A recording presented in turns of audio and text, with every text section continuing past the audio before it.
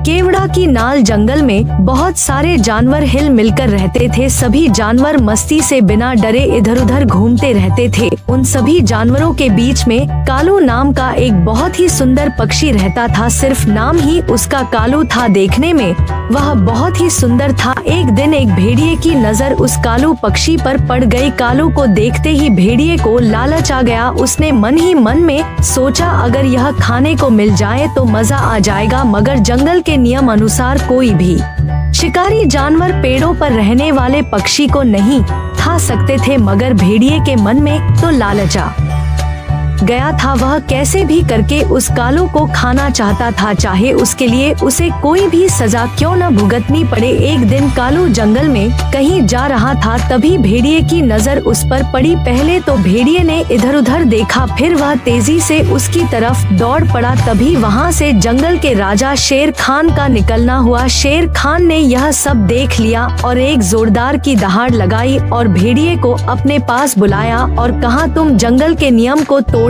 की कोशिश कर रहे थे, इसके लिए तुम्हें सजा भुगतनी पड़ेगी। भेड़िया बोला, महाराज आपको कुछ गलतफहमी हुई है, मैं तो बहुत जल्दी में अपने घर की तरफ जा रहा था। भेड़िया बहुत चतुर था, बड़े ही मधुर स्वर में बोला। एक बार तो शेर खान ने उस पर यकीन कर लिया। शेर खान ने मन ही मन में सोचा, शायद उसे कुछ गलतफहमी हुई है, और उसने भेड़िए को वहां से जाने दिया। भेड़िया जब अपने घर पहुंचा तब मन ही मन में सोचा कि आज तो बाल बाल बच गए। इस कालू पक्षी को बड़ी चतुराई से मारना पड़ेगा, इसके लिए कुछ योजना बनानी पड़ेगी। कुछ दिनों बाद भेड़िया सुबह सुबह कालू पक्षी के पास पहुंचा और बड़े ही मधुर स्वर में बोला, भाई कैसे हो, मैं बहुत ही बोर हो रहा हूँ, क्या तुम मेरे साथ खेलना पसंद करोगे? कालू पक्षी बोला, तुम बहुत ही बड़े हो, मेरे साथ क्या खेल सकते हो? भेड़िया बोला, हम पकड़म पकड़ाई का खेल खेल सकते हैं। पहले तुम मुझे पकड़ना, फिर बाद में मैं तुम्हें पकड़ूंगा। जो जीतेगा वह पार्टी देगा। कालू पक्षी ने मन ही मन में सोचा कि मैं तो हवा में उड़ता हूँ,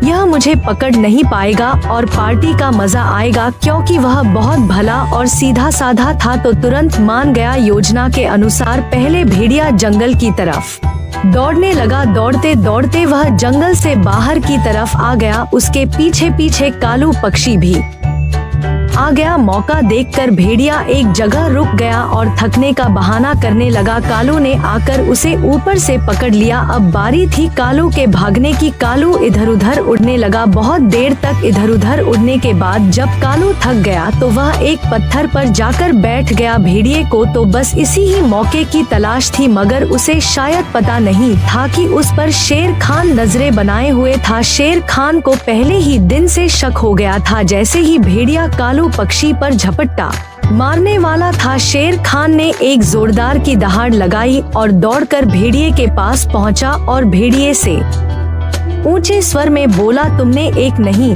2 बार जंगल का नियम तोड़ा है, इसकी सजा तुम्हें भुगतनी पड़ेगी। मैं तुम्हें इस जंगल से चले जाने की आज्ञा देता हूँ।